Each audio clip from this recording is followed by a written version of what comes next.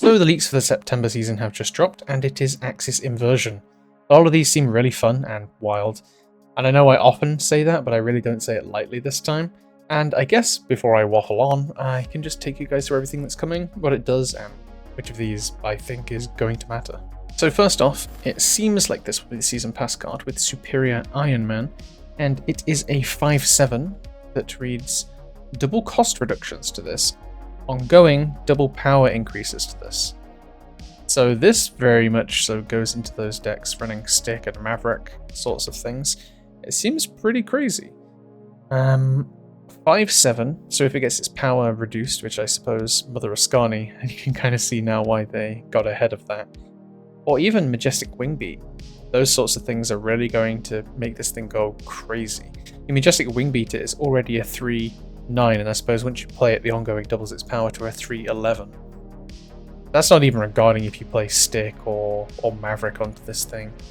Or even something like Nova, you know. There's something as simple as that. The power increases just go up and up and up. Imagine playing it with Venus. I don't see any world where this card doesn't feel kind of crazy. And I'm already picturing it with, like, Taskmaster the next turn for some big combos, or Arnhem Zola, that sort of thing. And because I'm going through these with you guys for the first time, I haven't had a chance to research ahead of time for any other cards that reduce costs in your hand. But I suppose there's Serra as well. If you play Serra, the card is just going to go down. Imagine if you Serra, Mother Ascani, and Majestic Wingbeat this thing. You're basically getting it for 0 at that point. One of them for 1 cost, one of them for 0. Then whatever else you're going to buff it power-wise, it's going to really pop off. Then next up for what I'm assuming is the Super Premium Season Pass card, we have Antipolar Magneto, which is a 6/9 that reads, on reveal, add a 3 or 4 cost card from your hand to each other location. So it's nice to see that we're getting another big 6 drop, because we haven't really had many 6 drops. I think Scorpion recently is the first one for a while. I could be wrong there, but I feel like it's probably correct. Add a random 3 or 4 cost card from your hand to each other location. I think there's a lot of things to mess around with this. It's probably going to be a pretty good combo card. But you also have to reliably get a 3 and 4 cost card in your hand, which I suppose doesn't happen every game, but if you're building your deck around it, it's probably more consistently doing that. But off the top of my head, I can't think of a deck that would utilize this, but I suppose at the same time, that's not really something you could think unless you've done a bunch of research on the card. I don't know, I start thinking... For some reason, my brain goes straight to tech, like if you had a Shadow King and a Shang-Chi, you play it and they both come down and just go off. But there's probably other areas, whether it's like Gladiator and Ikari, I suppose. I'm trying to think of really high cost cards that their drawback is more around playing them, but I guess Gladiator's ability would still go off. But something like Ikari can just come down for free, which could be a pretty big power swing. We could see it being played in lists like that. Either that, or as I said before, some form of combo list where we have some, whether it's tech or whether it's cards that just like to scale off of each other. Then on September 1st, which is probably the weekly release, we have probably one of my favourite cards out of this lineup. I love random effects. There's another one that is definitely going to lean into that. But this is Red Onslaught. It's a 4/4 that reads ongoing, has 3 random ongoing abilities. That's crazy. So I guess it's like the ongoing abilities from cards that exist in the game. That's the best way of reading this. That is kind of crazy. I guess now J. Jonah Jameson is in the mix. And he's not exactly going to be the most amazing card to get, but there's some crazy things out there. I start thinking, like, even if you hit Luke Cage, you can hit, like, Omega Sentinel. You could hit the new Scorpion. You could hit Iron Man. You could hit Ajax. My brain's going to afflict because Scorpion's just about to release. That's probably why. Imagine if you got Ajax, Luke Cage, and Diamond Pack off it. You know, but you can never reliably do that. I suppose this is the ongoing version of Romatut. But because this is all ongoing abilities, I think I prefer this because you don't have to worry about what Romatut's going to get. Instead, you're just hitting ongoing. I guess if you hit the original Onslaught, it won't buff itself, but you could get Mystique. No, you can't get Mystique, sorry. What am I trying to say? Moonstone. You can hit Mr. Fantastic, you can hit Goliath. It's basically just going to go into an ongoing deck that's already benefiting from having other ongoing cards. So the more that you have, the better it's going to perform.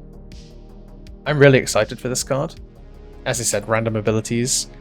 There's one more card coming up. I think it's towards the end of the video though, but it's also extremely random. And I don't use the word extremely lightly there. So this is just editing Supexa here. I should also probably mention, out of the list of ongoing things, there are a couple of ones that might not be that great. I'll just quickly go through them. So we have Ant-Man. Quinjet is probably middling. We have Echo. Howard the Duck. Then we have Ebony Maw. We start to think of things that kind of impact in a negative way. Sort of like I said, there wasn't a downside from Ramatut with this, however there is. Then we also start to realize things like Morbius. These are cards that you're not really going to feel the benefits from. Goliath is good. Then you have Wild Child, Madam Web, Goose, Mojo. They're all cards that even something like Victoria Hand, you're not actually going to have the benefit from because your deck isn't built around it. We do have Armor, Gorgon, Joaquin Torres. Sam Wilson Captain America is probably a dud as well because you're not summoning the shield. US Agent, Colossus, Invisible Woman, Lizard is a negative, Cerebro doesn't feel that great, Mr. Fantastic is good. Then we have Captain Carter, which feels like a high roll. Patriot is, again, you're not really building your deck around it. Captain America is good, Cosmo is good, Diamondback, same reason you're not building your deck around with Hydro, Stomper, and Muse, cards like that. We do have Jet Flag, Mobius, Punisher, Speed, Strong Guy, all kind of feel like they could work. Then we have Mercury, Jean Grey, Kyera, Electro, yeah, Starbrand. They're not really great ones. We have Super Skrull, Wong, Miss Marvel. They seem like they could be pretty good. Warpath is meh, Kazar is meh, Moonstone feels good. You have all the Namor cards. You have Namor and Orca, which again don't feel too great. Omega Red, Stardust, Man-Thing, Typhoid Mary. There's actually quite a decent amount of negative things here. Imagine you got Professor X, and then you hit Red Skull, and you also hit what was it called again? Typhoid Mary. Yeah, you're not really having the best of times there. Iron Man is a high roll. Blue Marvel, like Darkhawk, Devil Dino, Claw, Ronan, Sarah is a very big high roll.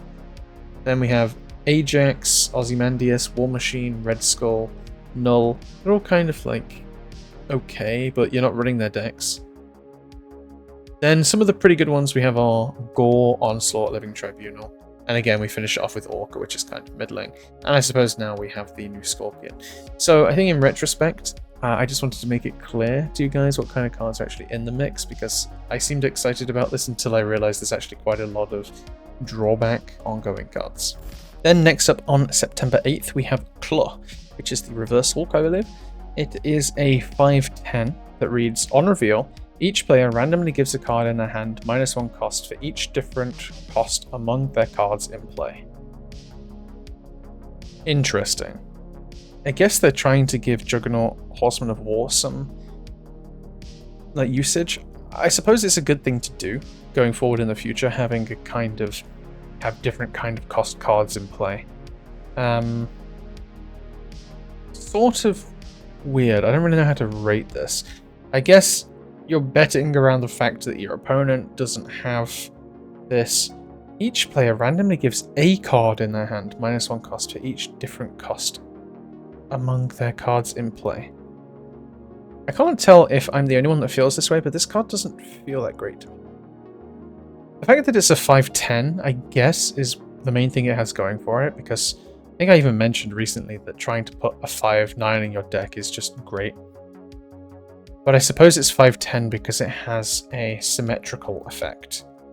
And cards that tend to have a symmetrical effect tend to have more power purely because you don't know how much you're benefiting your opponent by doing that. That's the main issue here. If your opponent's playing like a bunch of cards on curve, if they're playing like Doctor Doom, or something like that, that's Doom 2099, they're probably going to have a nice spread of card costs. And if you can't guarantee that you're going first, they could also have a 5-drop, at which point they're just going to get a big discount to 1 card. It is to 1 card, right? Yeah, it gives a card in their hand -1 cost.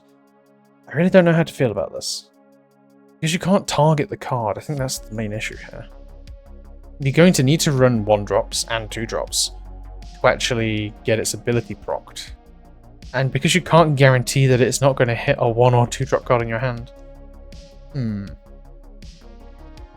This one's giving me a lot of food for thought. I guess you could play it on Wong. Maybe there's something there. Probably play it with Spider Noir. There could be some kind of strange number play pattern thing. I've not really messed around with that card, so I can't say for sure. But yeah, this one's giving me a lot of pause for deck building. I mean, I love theory crafting things, so I'm just trying to go through all the possibilities. I guess it's Surtur support. We could also look at that. It's technically Surtur support. But yeah, I guess so I'm not just blankly staring at the screen trying to figure it out. We'll move on to the next card. So on the following week, on September 15th, we have Rogue Scion of Division, which is a 5/5. On reveal, steal the text of the highest cost card in your opponent's hand. Interesting. This is just Rogue mixed with Leech. And I know that these abilities are supposed to be like the inverted versions of their cards. I don't really know much about the lore. But yeah, interesting. Rogue Scion of Division. Steal the text from the highest cost card in your opponent's hand. The thing it has going for it is the fact that it's stealing the text. So if you know you're up against... I am recording this before Scorpion, so I can't say for sure how good Scorpion's going to be, but if the Scorpion decks are insane, you could steal Scorpion's text. You could steal it from like a combo deck, but at the same time you can't guarantee what you're getting. Like if you got a Galactus, I guess you stop that Galactus, maybe your Galactus goes off. The thing with these cards that I love the most about this season is there's so much theory crafting, because the cards are so open. Like, there's a lot you can do with them. There's a lot you can figure out. You have to figure out all the ongoing things for Onslaught. Figuring out all the 3 and 4 cost cards for Antipolar Magneto. So definitely let me know what you think in the comments, because there are more than likely some things that I'm missing with these cards. But Rogue strikes me as a difficult one to rate, and I guess I'm not actually rating them yet because I'm just doing the leaks video. But in general, it's really dependent on what the meta is. Like, if the meta is a lot of lower cost cards, not very many 6 cost, which is kind of what it is at the moment, it makes her not great. But even if Ramp's in the game and they're running like Infinite and Giganto and all this, you're not really getting a benefit from playing her. So she again is a little bit of a tricky one for me to comment on, I suppose, unless we know the exact meta that ends up landing in September. Then on the following week, September 22nd, I should say these dates are all TBD, I suppose. I've got the information from snap.fan, so I should definitely give that a shout out at some point. But I believe these are just what the expected dates are currently for each card, so just bear that in mind. But we have Friendly Neighbourhood Carnage, which is an interesting one. I was really excited to see what the ability here would be. It is a 3/4. On reveal, move your other cards here to the right, plus 2 power for each card moved. So I see what they've done. Not the route I anticipated them to go in. I did think there'd be some sort of destroy. But it's not destroying things and it's not moving itself. So it doesn't have the main 2 things from Spider-Man and Carnage. But it is getting plus 2 power for each card moved, I suppose. It strikes me very similarly to... what is the card called? Fanfei. But you're not buffing the cards that you're moving, you're getting buffs yourself. I think it could be pretty good, actually. You play it onto a full location, and you're getting plus 6. So a 3/10 by default is pretty nuts. And the way that move's been good recently, I don't see any reason why this can't also be pretty good. Could be another injection into the move packages. It's the sort of card I could definitely see getting played. It doesn't scream broken to me right now, but it does seem very strong. Playing on a full location means you're not really playing it turn 3, because that's very unlikely. But there's enough cards that want to get procced that this definitely feels like it could fit into those decks. I will say, I'm surprised we're not getting movable cards. Like, I don't think August has one either. But September also doesn't have one. With how underpowered the movable things have been recently, it feels like maybe we should have, but regardless. Feels like a pretty decent card. Then next up on September 29th, we have the one that I was talking about. It is a 3/4 Scarlet Witch, something of chaos. I can't see the thing right now. 1 second. Scarlet Witch, Queen of Chaos. That could have made sense. Honestly, I could have guessed that. Which reads, start of turn, add an extremely random skill to your hand. It costs 0 this turn. Like, yeah. I mean, the fact it says extremely random is already something that excites me. It says skill cards don't have power and are always banished, which is, you know, the fact it's a skill card. And then it says even ones you can't collect. So I suppose that includes like Polymorph and the other Merlin spells. This turn it costs 0. So I have this deck that I absolutely love, and it feels like it's been missing a card. It's a skill deck that uses Nicholas Scratch and Merlin. I guess now recently I added Venus. It has Bishop and everything. I might make a new video on it because it's been a little while since I made a video on this deck, but I love it so much. This card would be great in that. At an extremely random skill. So, because it says extremely random. At first I imagined it would be a bit like Yogg-Strong from Hearthstone, if anyone's familiar with it, where it would like cast a bunch of different spells. But I don't know, it adds it to your hand. If it was like a merge of 2 spells, it'd be pretty cool. But this is one that we definitely need more information on. I don't know if the information's out there, I haven't seen it yet, but extremely random skill. I didn't see anything about the extremely random skill, I just saw a bunch of people complaining that they're using the same characters again. Which I have been in that camp before, but honestly I've given up because the cards seem interesting enough at this point. I know there's a bunch of characters that still need to be added to the game. I suppose you can always let me know your opinions below, because I can already think of some off the top of my head. But regardless, these cards seem pretty fun, so I'm not going to comment on it too much this time. However, the extremely random aspect of it, I haven't really seen anything here for that.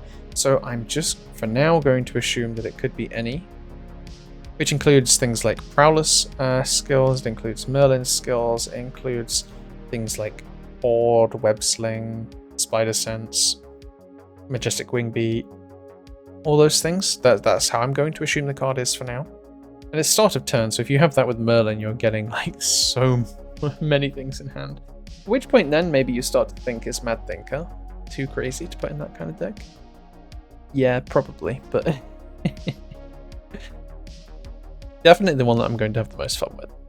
Then we have the 2 Series 4 cards, which currently don't have dates, but it's probably safe to assume they'd be placed throughout the other weeks. So first off, we have Entropic Havok, which is a 3/3 that reads, each turn steal 1 bonus energy from your opponent if they have any. This feels like so much more of an insane counter to the extra energy decks than Quicksand does. But also, think about Lunar Snow. That's where my brain goes straight away. You Lunar Snow to give them extra energy, but then next turn you Entropic Havok, and you take that extra energy. That sounds pretty strong on paper, but at the same time they can then also get rid of the Ice Cube, so they don't need to worry about it. But it does feel like more of a counter card, but Lunar Snow, as I say, is the one area I can consider doing it. 1 bonus energy from your opponent if they have any. I assume that means on that turn you'll get their 1 extra energy as opposed to them, rather than every turn if they had like Fallen 1, you'd take their 5th power, then their 4th power, then their 3rd power. Energy, sorry, if that makes sense. I don't think it works like that. But yeah, I think this deserves to be around a Series 4 card. And then lastly, we have a skill, which is a 3 cost, the Inversion, which reads, on reveal, invert the power of lowest power card here. Or lowest power cards, plural. And it has a very like extensive text after that where it's like positive becomes negative and vice versa, which feels more like a hint rather than something that'll probably get printed on the card. But my brain straight away goes to Sentry. That feels like the main place it would be played. Unless you're wanting to run it in a deck where you're sending cards over to the opponent's side with Nihilus, you can always invert the power of one of your cards, but at that point I feel like 3 cost already feels like too much of a commitment. Other than Sentry, honestly, I can't really think of many places you'd want to run that card. Yeah, I got lost in thought for a second there, but no. Yeah. There's not really many regularly printed cards that are negative power anymore. Even things like Nightmare have been put into positive. Not that you'd want to play it on like a Mr. Negative or anything. It's three costs for like 2 power. But feels like it was printed purely for Void and not much else. Unless I am missing something.